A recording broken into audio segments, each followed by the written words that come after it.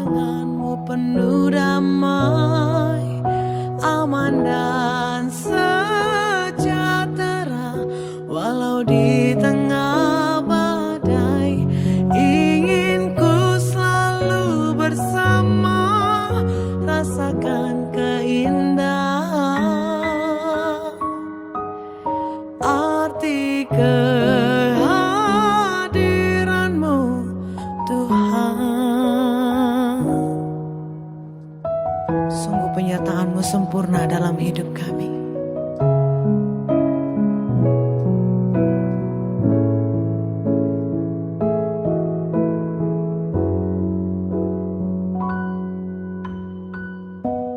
Jalan-Mu tak terselami oleh setiap hati kami. Namun satu hal ku percaya, ada rencana yang indah. Tiada terduga kasih-Mu, heran dan besar bagiku. Arti kehadiran-Mu selalu nyata di dalam hidupku.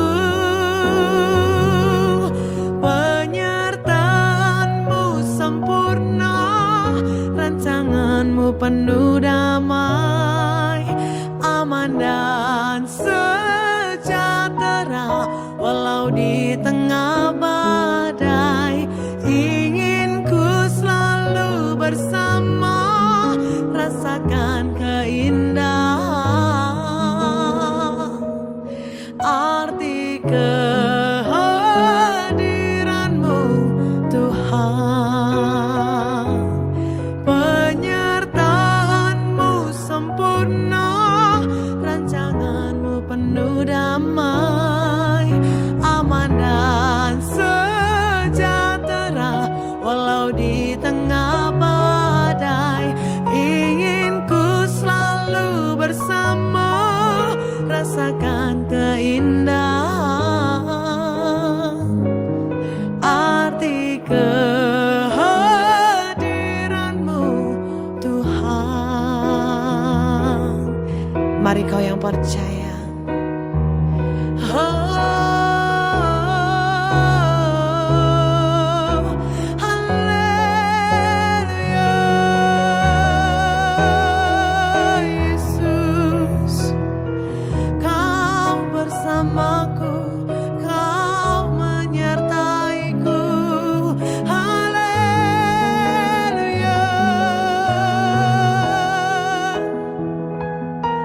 Yesus, Yesus, Yesus, kami mau katakan,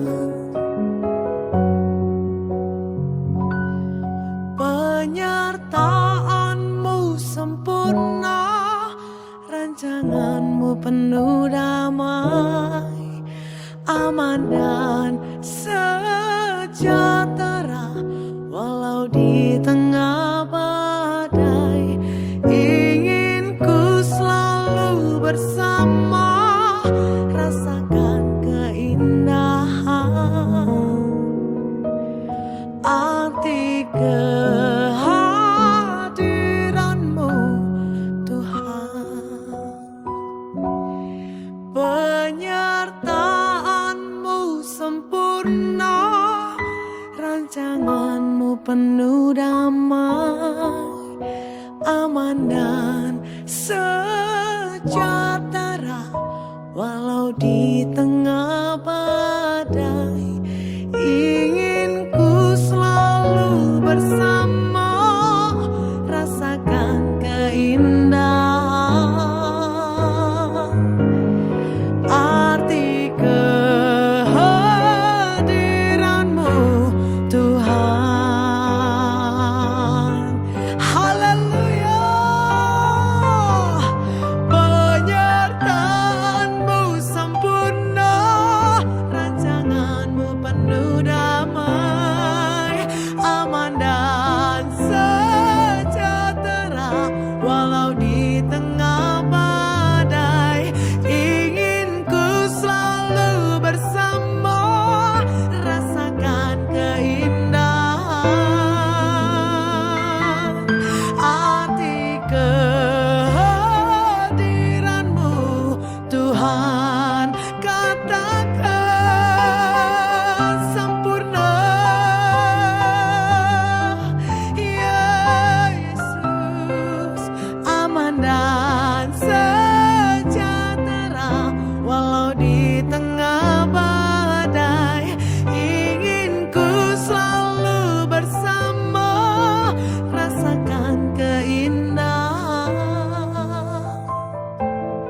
arti kehadiran-Mu Tuhan, arti kehadiran-Mu Tuhan, arti kehadiran-Mu Tuhan.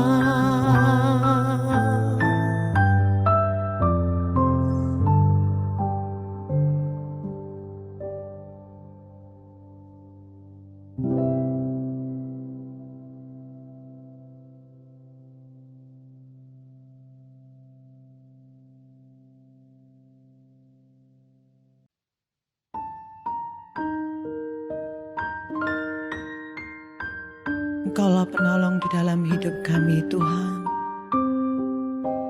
Hanya Engkaulah yang kami percaya.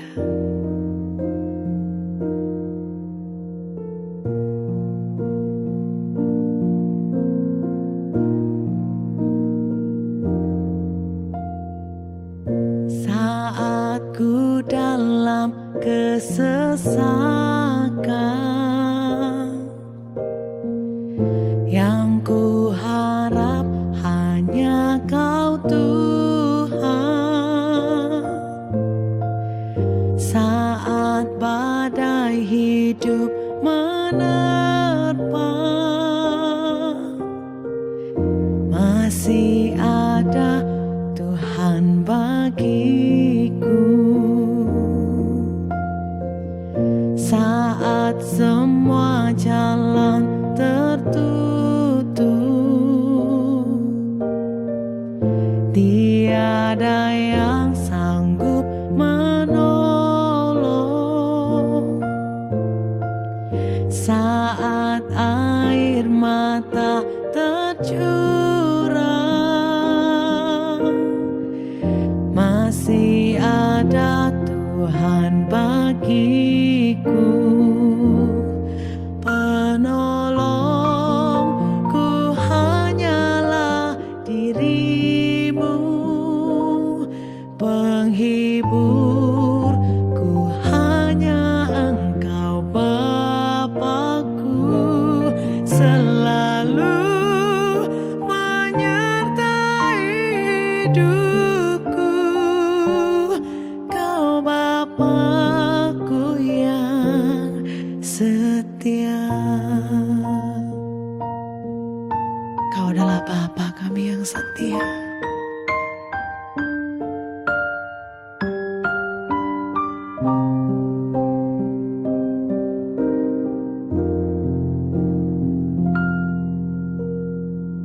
Saat ku dalam kesesakan, yang ku harap hanya Kau Tuhan. Saat badai hidup menerpa, masih ada Tuhan bagiku. Saat semua jalan tertutup, tiada yang sanggup menolong. Saat air mata tercurah, masih ada Tuhan bagiku. Penolongku hanyalah diri-Mu, penghibur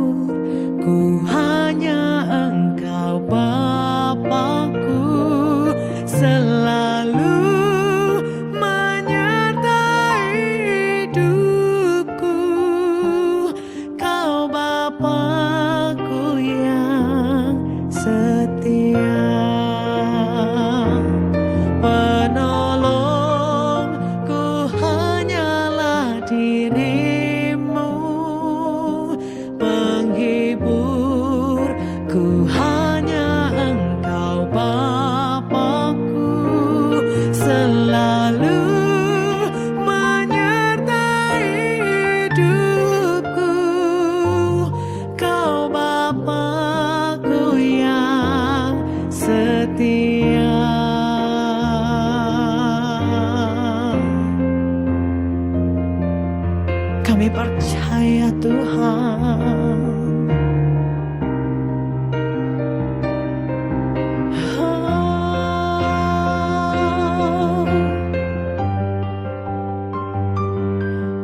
Penolongku hanyalah dirimu, penghiburku hanya Engkau Bapa-Ku, selalu menyertai hidupku.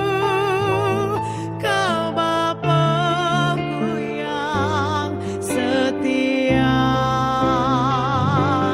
Penolongku hanyalah dirimu, penghiburku hanya Engkau Bapa-Ku, selalu menyertai hidupku. Kau Bapa-Ku yang setia.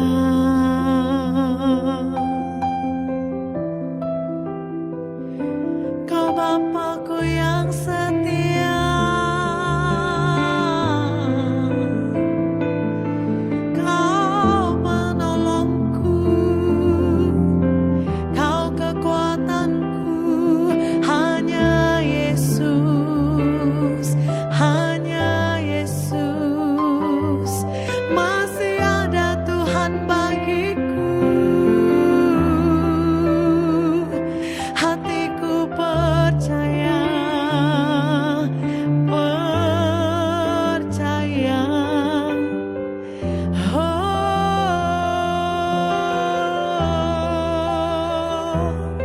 Yaralamo,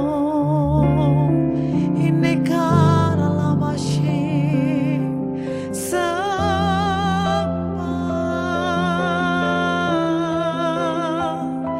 kami mau menyembah Tuhan, kami mau tinggikan Tuhan.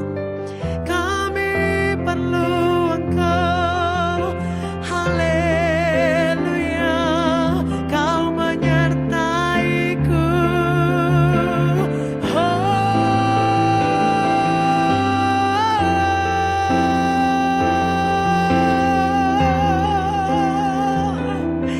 Yaralamo, shikiralabagiralabashi.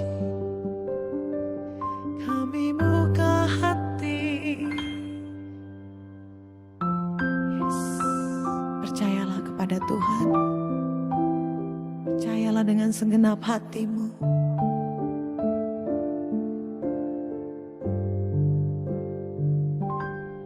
Penolongku hanyalah dirimu, penghiburku hanya Engkau Bapa-Ku, selalu menyertai hidupku. Kau Bapa-Ku yang setia.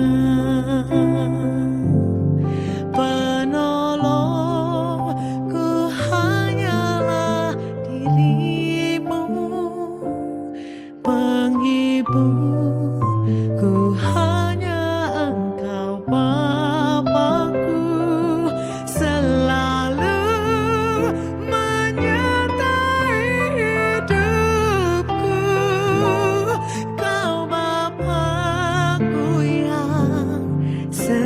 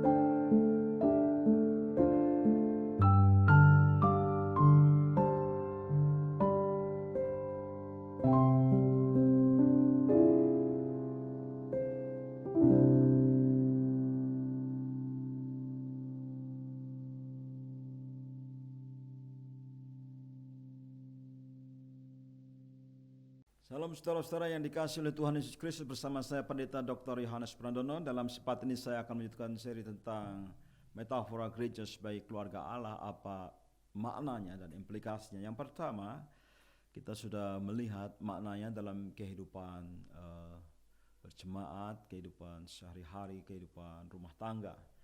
Tetapi kita akan melihat satu konsep keluarga secara lebih luas, ya, cakupannya, yaitu persaudaraan Kristen.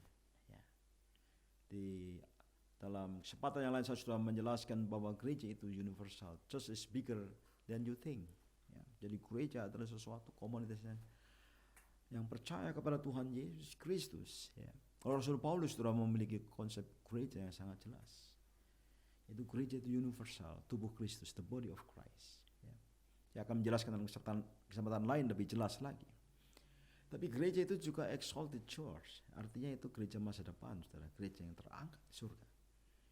Ya, dalam buku-buku sistematik teologi kita sudah belajar bagaimana itu gereja itu sebenarnya adalah setiap orang percaya di sepanjang masa, sepanjang zaman. Jadi kita ini betapa cakupannya sangat luas kita bicara tentang gereja. Dan Yesus Kristus sudah menjelaskan, menegaskan dalam Injil bahwa setiap orang yang mengakui ketuhanannya itu adalah seorang yang sudah dikenal oleh Bapaknya. Itu penyataan surgawi, saudara. Jadi bukan sesuatu yang sifatnya akaliah atau logika.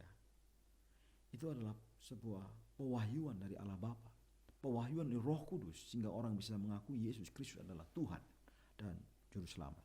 Nah, saudara, keluarga di sini memiliki implikasi dalam hal persaudaraan Kristen. Di dalam Yesus, orang-orang Kristen adalah bersaudara. Dalam perjanjian baru, Tuhan Yesus bahkan memanggil persaudaraan yang universal tanpa membeda-bedakan suku, bangsa, atau etnis. Tanpa membeda-bedakan gender, status sosial, pembedaan yang lainnya, golongan misalnya agama atau perbedaan apapun. Tetapi Yesus memanggil kita untuk memahami persaudaraan universal. Setiap orang di kolong langit ini adalah saudara kita. Ketika saudara memperhatikan orang yang lapar menjadi saudaramu. Yesus berkata, sebab ketika aku lapar kamu memberi aku makan. Ketika aku haus kamu memberi aku minum. Ketika aku seorang asing kamu memberi aku tumpangan. Ketika aku telanjang kamu memberi aku pakaian. Ketika aku sakit kamu melawat aku. Ketika aku dalam penjara kamu mengunjungi aku. Matius 25 ayat 35 sampai 36. Saudara di sana jelas sekali ini memanggil persaudaraan Kristen, dan bahkan Kristus memanggil untuk persaudaraannya lebih luas. Bukan hanya seiman, bukan hanya seagama, katakanlah, sepersekutuan atau segereja, tapi persaudaraan yang lebih luas, dipanggil untuk melayani semua orang dengan segala macam kebutuhan mereka. Nah, prinsip ini yang pertama, kita harus belajar untuk menerima sesama. Kita dipanggil untuk menerima sesama seperti Tuhan Yesus menerima semua orang. Dan saudara, ada upah dari setiap perbuatan baik yang kita lakukan untuk sesama kita. Dan setiap perbuatan baik itu bernilai kekal. Orang-orang percaya sebagai kawan sevarga, mereka menjadi anggota keluarga, mereka menjadi saudara satu dengan yang lainnya. Dan firman Tuhan menyatakan, tetapi kamu, janganlah kamu disebut rabi. Ya. Ini sekarang kembali kepada konteks yang lebih kecil, yaitu murid-murid Yesus.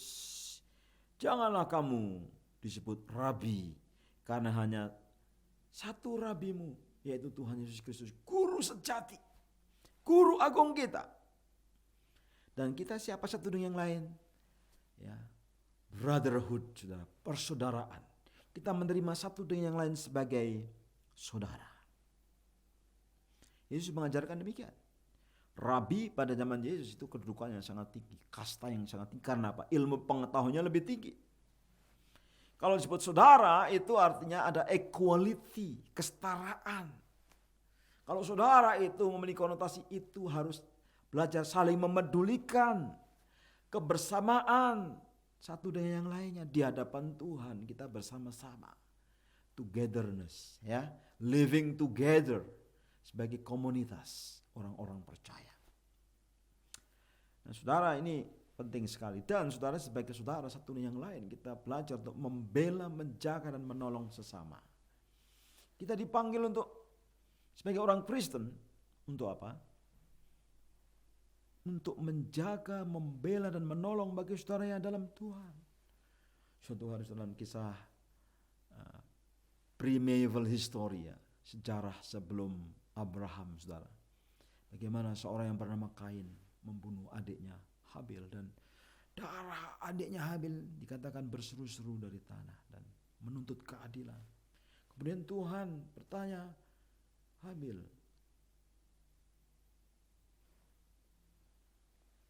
apakah kamu tidak menjaga saudaramu? Apakah kamu mengabaikan saudaramu? Ya. Di mana saudaramu? Ditanya sama Tuhan. Ya. Dan kemudian Kain tidak bisa menjawab. Ya. Apakah saya penjaga saudaraku, katanya. Saudara, artinya Kain mengingkari tanggung jawabnya, mengabaikan tanggung jawabnya sebagai penjaga saudaranya. Kita adalah penjaga saudara kita. Karena itu Rasul Paulus mengatakan, karena itu selama masih ada kesempatan bagi kita, marilah kita berbuat baik kepada semua orang, kepada saudara seiman. Berbuat baik kepada semua orang, kepada semua orang, dan terutama kepada kawan-kawan kita seiman yang ada di sekitar kita. Dan dalam kitab Ibrani dikatakan, marilah kita saling memperhatikan supaya kita saling mendorong. Untuk apa mendorong? Untuk apa?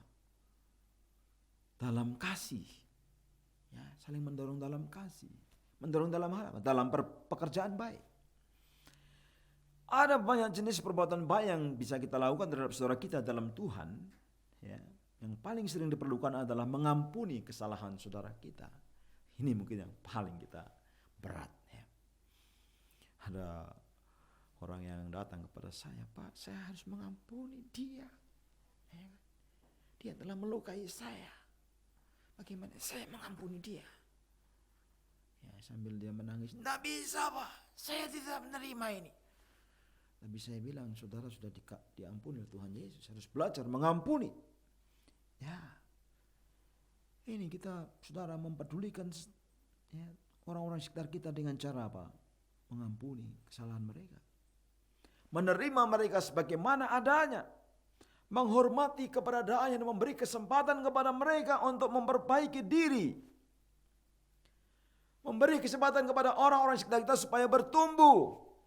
Tidak tiba-tiba orang bertumbuh dan berubah dan menjadi hebat sekali, menjadi indah sekali, menjadi baik sekali.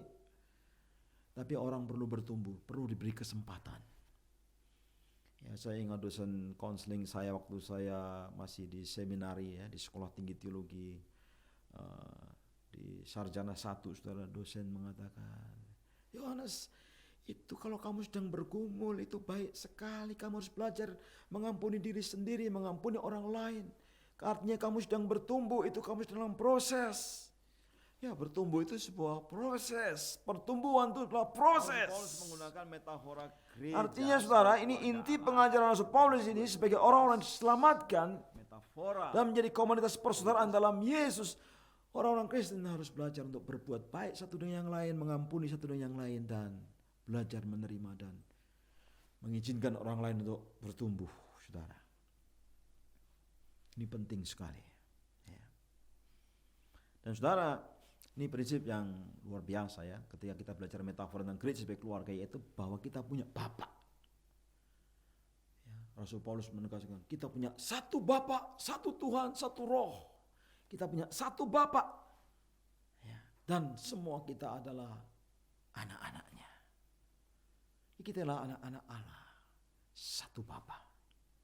Allah adalah Bapa dan kita, saudara-saudara Kristen, adalah anak-anaknya. Gereja adalah anak-anak Bapa, yaitu orang-orang yang telah percaya, menerima Yesus Kristus sebagai Tuhan, sebagai Juru Selamat, yang telah dilahirkan baru oleh Roh Kudus, ya, menjadi keluarga Allah.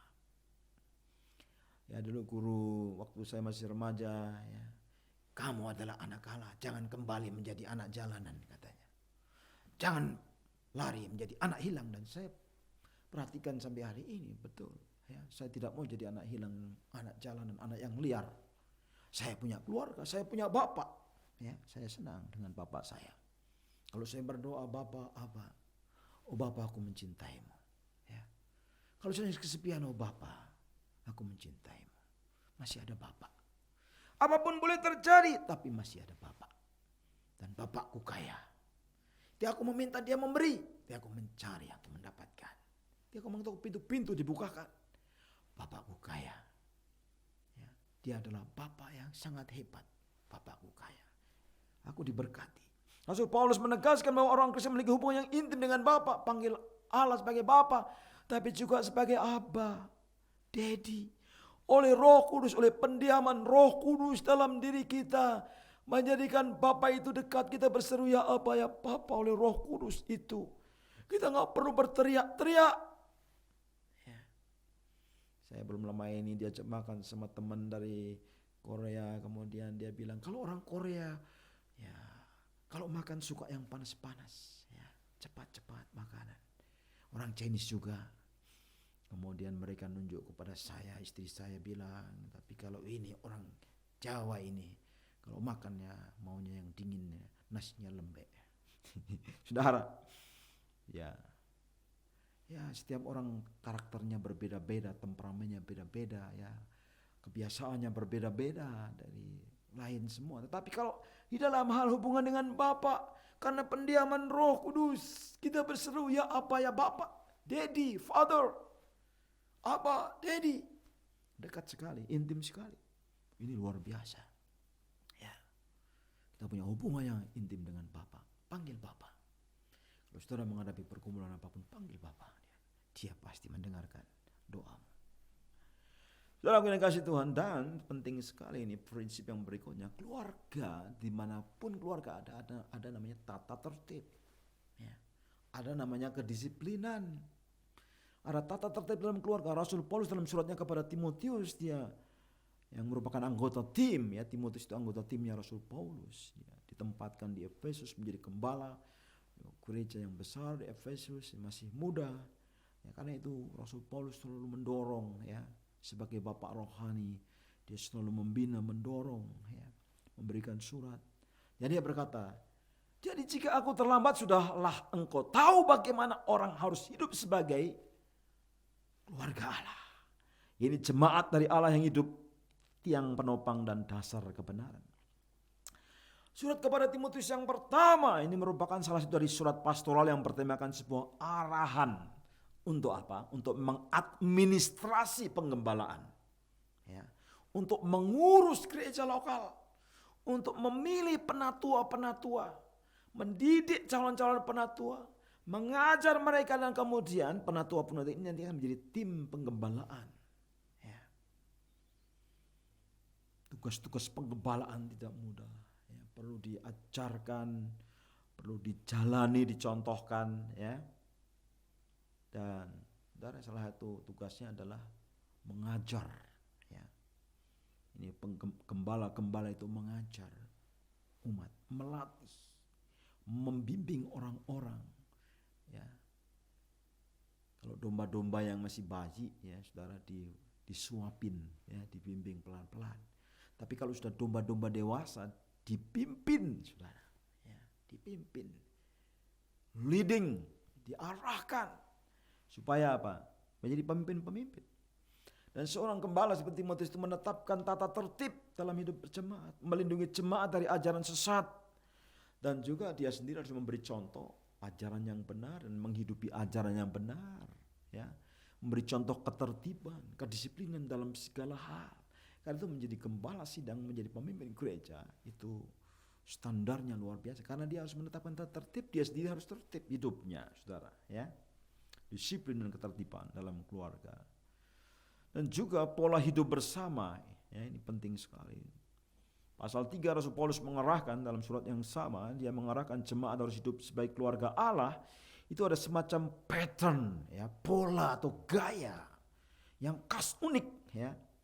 Yang asli hubungan antara anggota dalam jemaat sebagai keluarga Allah, ada pola dalam keluarga Allah. Misalnya orang tua diperlakukan sebagai bapak, harus dihormati. Wow. Kadang-kadang kita kasar ya, keras terhadap bapak kita. Karena bapak kita keras dan kasar kepada kita, kita ingin membalasnya. Tapi setelah sadar, oh dia bapak saya nggak boleh kasar, nggak boleh keras. Oh dia lebih tua, lebih senior dari saya harus hormat, asal mendengarkan. Ya betul, karena itu kalau ada senior berbicara, saya perhatikan betul. Ya. Kalau dimarahin, saya perhatikan betul. Kadang-kadang saya juga membela diri, saudara ya. Tetapi saya bertobat, saudara ya. Karena nasihat dan kritik itu penting bagi generasi muda. Ya, saya belajar. Memperlakukan orang muda dengan hormat, dengan menegur sebagai saudara. Ya, orang-orang muda dilakukan sebagai saudara. Melakukan perempuan-perempuan tua sebagai ibu, memperlakukan perempuan-perempuan muda sebagai adik dan penuh kemurnian. Wah, ini perlu belajar, saudara. Ya. Seperti Timotius ini harus dididik oleh Paulus supaya jelas. Menghormati janda yang benar-benar janda. Apakah ada yang tidak benar janda, ngaku-ngaku janda? Ya ada standarnya, umurnya harus 60 ke atas ya. Memang sebatang kara, itu dipelihara oleh gereja. Artinya bahwa ada tata laksana, ada manajemen atau administrasi penggembalaan ya, yang jelas. Karena gereja juga seperti rumah tangga. Ya. The Church of the Living God itu adalah rumah tangga, di mana Allah sebagai Bapa dan pelayan Tuhan, hamba Tuhan. Ya. Pemimpin-pemimpin rohani itu bertanggung jawab di sana. Jadi ada aturan yang jelas dalam peribadahan. Ya. Ini ada masalah tentang peranan pria dan wanita dalam peribadahan. Ya. Ada aturan dalam kepemimpinan, ada prasyarat. Ya. Kualifikasi kalau mau menjadi penatua, kualifikasi kalau mau menjadi pelayan, ya, termasuk tugas-tugas pelayan para janda, semua diatur dalam pola hidup bersama, saudara.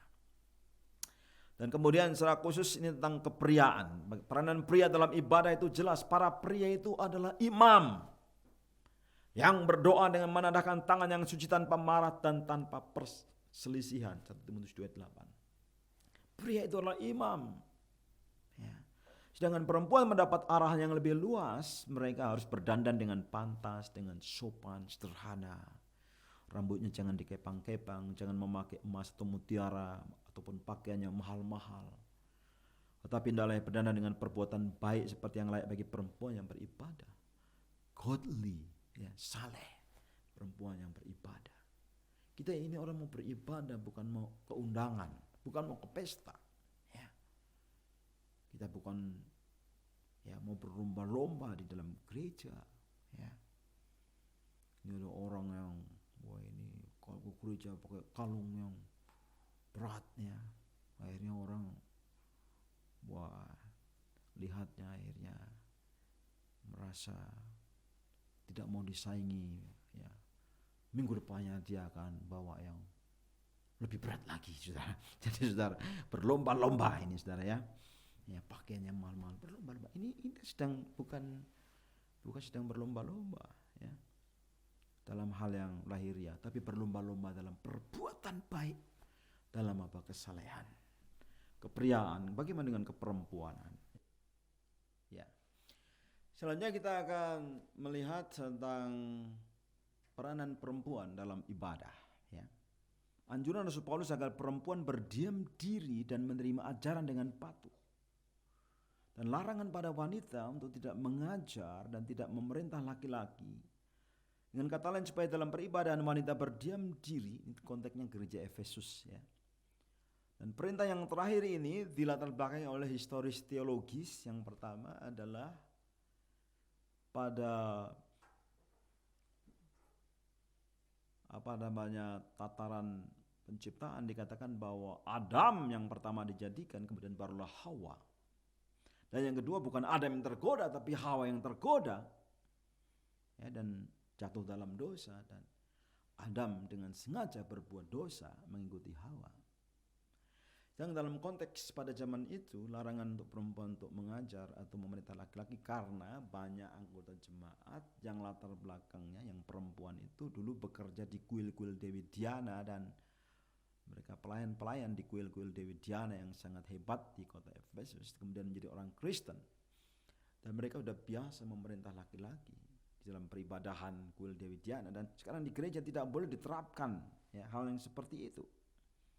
Jadi ini masalahnya bukan ketidaksetaraan gender, bukan, tetapi karena konteks budaya pada waktu itu. Ya. Setelah mereka bertobat menjadi orang Kristen dan menjadi anggota jemaat gereja Efesus, ya, mereka harus meninggalkan dominasi kaum wanita terhadap pria dalam ibadah. Ya, mengatur kaum pria dalam ibadah. Ya, ini yang dilarang oleh Rasul Paulus di situ. Itu dari segi konteks sosial budayanya. Nah, saudara, ini konteks di Efesus, saudara. Ya, kalau sekarang saudara banyak gereja yang ya mengakui kependetaan wanita. Ya, saya pernah ditanya dalam sebuah seminar, kalau misalnya istrinya menjadi pendeta di gereja, kemudian dia pulang ke rumah, bagaimana dengan suaminya? Saya bilang, waktu pulang ke rumah, kepala rumah tangganya suami. Ya. Waktu di gereja mungkin istri menjadi pemimpin di gereja. Tapi di gereja pun juga seorang wanita ada di atasnya para pemimpin, ya, para penatua yang lebih senior. Banyak wanita yang dibully, wanita yang dilecehkan, ya. Mereka harus dilindungi. Bahkan pemimpin gereja yang perempuan harus dilindungi oleh sebuah tim di atasnya. Saya selalu mengajarkan begitu. Harus ada tim yang mendampingi, tim yang melindungi, ya, kalau terjadi apa-apa terhadap perempuan itu. Nah, itu saudaraku yang dikasih Tuhan. Jadi ini bukan masalah ketidaksetaraan gender, tetapi karena ada latar belakang historis di kota Efesus. Berikutnya tata laksana kepelayanan, ya, ministerial and ministry. Rasul Paulus memberikan kualifikasi, ya, bagi orang-orang yang duduk melayani sebagai penatua dan penilik, ya. 1 Timotius 3 ayat 1-7 itu yang pertama, kualifikasi sosial, tak bercacat, mempunyai nama baik, menghayati hidup kekristenan yang otentik, ya. Yang kedua, kualifikasi moral. Seorang pemimpin, ya, penatua atau penilik, suami dari satu istri, ya, dapat menahan diri, melepaskan diri dari kebiasaan-kebiasaan yang tidak baik, ya, di hadapan Allah. Artinya secara moral tidak diragukan. Hubungan kesetiaan dalam pernikahan menjadi prioritas yang tertinggi. Ya, itu bagi para pemimpin gereja. Dan yang ketiga, kualifikasi mental harus bijaksana. Ini keadaan pikiran yang seimbang, garis-garis prioritas yang jelas, berdisiplin dalam hidupnya, tingkah laku yang sopan, teratur dalam mengatasi segala sesuatu, memiliki pikiran yang teratur dengan baik, ya, cakap mengajar, memiliki dorongan untuk bagian kebenaran kepada orang lain, ya. Yang keempat, kualifikasi kepribadian. Pemimpin Kristen tak boleh pemarah, melainkan peramah.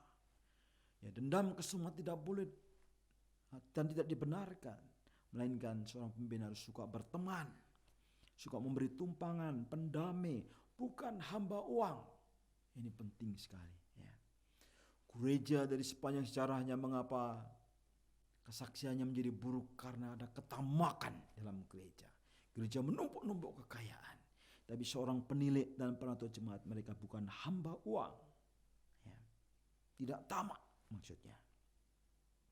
Yang kelima, kualifikasi rumah tangga. Seorang kepala keluarga dengan rumah tangga yang baik, disegani dan dihormati oleh anak-anaknya. Artinya kedewasaan rohani itu sangat penting bagi pemimpin Kristen, ya. Kedewasaan rohani. Segala sesuatu yang mendatangkan kebaikan bagi orang percaya. Ya, seorang pemimpin Kristen dia rela menerima upah yang tinggi, tapi juga rela menerima upah yang rendah. Ya, dalam setiap pelayanan dia selalu bersyukur, tidak menuntut. Ya, ada yang gajinya tinggi, ada yang gajinya rendah. Ya, tergantung daripada pelayanan masing-masing. Tapi tetap mengucap syukur dan tidak menuntut. Ini bagi pelayanan, ya. Ministerial etiknya itu sangat jelas. Saudara, yang terakhir, saudara, keluarga, metafora gereja sebagai keluarga. Keluarga adalah konteks pertumbuhan rohani. Paulus menggambarkan tentang pengalaman manusia duniawi. Kamu dahulu sudah mati karena pelanggaran-pelanggaran dan dosa-dosamu. Kamu hidup dalamnya karena kamu mengikuti jalan dunia ini, karena kamu menaati penguasa kerajaan angkasa, yaitu roh yang sekarang sedang bekerja di antara orang-orang durhaka. Benarnya dahulu kami semua juga terhitung di antara mereka ketika kami hidup dalam hawa nafsu daging dan menuruti kehendak daging dan pikiran kami yang jahat. Pada dasarnya kami adalah orang-orang yang harus dimurkai sama seperti mereka yang lain. Manusia duniawi tidak mampu memenuhi kehendak Allah. Seperti maksud Allah waktu manusia dijadikan oleh Allah. Pada permulaan dunia ini manusia gagal, fallen, jatuh karena ketidaktaatan. Mau otonomi, mau mengikuti pikiran perasaan sendiri, enaknya sendiri, dan tidak taat kepada Allah, tidak mengasihi Allah dengan segenap hati, segenap jiwa dan akal budi mereka dan kekuatan mereka. Tapi mereka mengikuti keinginan mata, keangkuhan hidup dan egonya. Kejatuhan manusia, pencobaan manusia sepanjang zaman sama. Tetapi orang ketika ada dalam keluarga Allah, dia belajar untuk bertumbuh rohaninya. Dia belajar untuk mengalami perubahan hidup. Dia mulai menyesuaikan dengan kehidupan keluarga yang baru, yaitu keluarga rohani, keluarga iman, keluarga Allah ini. Dan saudara, itu hanya mungkin karena apa? Hidupnya ditata oleh Roh Kudus. Taat pada Roh Kudus, dipenuhi Roh Kudus. Manusia duniawi itu hidup dalam dosa, harus berdosa. Tapi kalau orang dipimpin Roh Kudus, hidupnya bertumbuh terus dalam kerohanian, saudara. Ini luar biasa. Dan akhirnya dia berakar kuat dalam firman, bertumbuh sehat dalam firman, dalam Kristus, dan dia akhirnya menjadi manusia rohani yang dewasa. Keluarga manusia rohani tandai dengan kehidupan yang bertumbuh dewasa dalam Kristus. Itu tujuan menjadi keluarga, yaitu apa? Mendewasakan dari sejak lahir, bayi, anak-anak rohani, menjadi remaja, kemudian pemuda, dan kemudian menjadi orang dewasa yang siap memikul tanggung jawab, menjadi orang yang hebat, yang perkasa. Saya senang sekali ketemu dengan orang-orang di mana-mana orang Kristen yang dewasa. Mereka, saya sangat salut dan sangat bangga terhadap mereka karena mereka mampu memikul tanggung jawab yang bahkan lebih berat daripada yang saya pikul. Ini luar biasa, saya mengagumi orang-orang seperti ini. Karena apa? Mereka sudah dilatih. Seperti dalam kata Rasul Paulus ini, dialah yang kami beritakan apabila tiap-tiap orang kami nasihati, tiap-tiap orang kami ajar dalam segala hikmat, untuk memimpin tiap-tiap orang kepada kesempurnaan dalam Kristus. Kalau orang sudah dewasa, orang sudah sempurna, dia akan memimpin banyak orang kepada Kristus. Dan melalui pemberitaan Injil, melalui nasihat, melalui pengajaran dalam segala hikmat, melalui konseling, maka pelayanannya akan berhasil dalam konteks gereja lokal. Pemimpin rohani akan melihat jemaatnya mengalami transformasi dari manusia dunia yang berdosa menjadi manusia rohani yang makin suci, tak bercacat, tak bercela, makin sempurna dalam Kristus. Itulah maksudnya, makna daripada metafora gereja adalah tubuh, adalah apa? Keluarga Allah. Family. Kita semua adalah keluarga. Kita semua ada yang sedang bertumbuh, ada yang sudah dewasa, ada yang sudah melayani. Puji Tuhan, dimanapun saat ini sudah berada, tetap setia. Kita adalah keluarga Allah. Tuhan Yesus memberkati kita semua. Amin. Puji Tuhan, saudara, kita sudah mendengarkan firman Tuhan. Mari kita berdoa syafaat dan kita akan menerima berkat Tuhan. Mari kita berdoa bersama-sama. Tuhan Yesus, kami mengucap syukur untuk firman Tuhan yang telah disampaikan oleh Tuhan Yesus. Memberkati seluruh gembala-gembala dan keluarganya, memberkati seluruh jemaat-jemaat dan keluarganya, memberkati setiap yang mendengarkan program ini, menyaksikan program ini. Biarlah kasih karunia Tuhan terus menyertai semua yang mendengarkan. Tuhan Yesus berkati dan urapi hamba-hamba Tuhan yang akan menyampaikan firman-Mu di sesi-sesi yang akan datang, di kesempatan yang akan datang. Terima kasih Bapa. Berkati bangsa kami Indonesia, pemerintahan kami dari tingkat pusat sampai ke tingkat yang terendah di RT RW di mana kami berada. Tuhan berikan hikmat, Tuhan memberikan jalan keluar untuk kesulitan-kesulitan yang dihadapi oleh bangsa ini, dan kiranya Tuhan memberikan damai sejahtera, Tuhan memberikan kesatuan, Tuhan memberikan berkat atas bangsa ini, dengan kemakmuran dan keadilan. Terima kasih Bapa di surga, kami juga berdoa untuk pertumbuhan gereja, kiranya Tuhan memberkati para pemimpin gereja, sehingga gereja ini terus bertumbuh, mencapai visi dan sasaran yang Tuhan sendiri telah tetapkan bagi gereja ini. Terima kasih Bapa di surga, kami akan berpisah, biarlah Tuhan memberkati kami. Mari angkat tangan kita di depan Tuhan dan terimalah berkat Tuhan. Saudara-saudara sekalian, turunlah ke atas kita semua anugerah dan berkat. Damai sejahtera dari Allah Bapa, cinta kasih, kemurahan, kebaikan dari Tuhan Yesus Kristus, dan kiranya kuasa Roh Kudus menyertai roh dan jiwamu. Jangan takut, Tuhan besertamu. Jangan takut, Tuhan menjadi penolongmu. Jangan takut, Tuhan memeliharamu. Jangan takut, Tuhan pelindungmu. Jangan khawatir, karena Tuhan ada bersamamu. Dia di sebelah kananmu, menopangmu, mengangkatmu, dan memberkatimu. Dalam nama Tuhan Yesus Kristus, umat Tuhan yang percaya katakan bersama-sama, amin. Saudaraku yang dikasihi Tuhan, sampai jumpa dalam kesempatan yang akan datang. Dan tetap sehat, tetap diberkati Tuhan. Haleluya. Amin.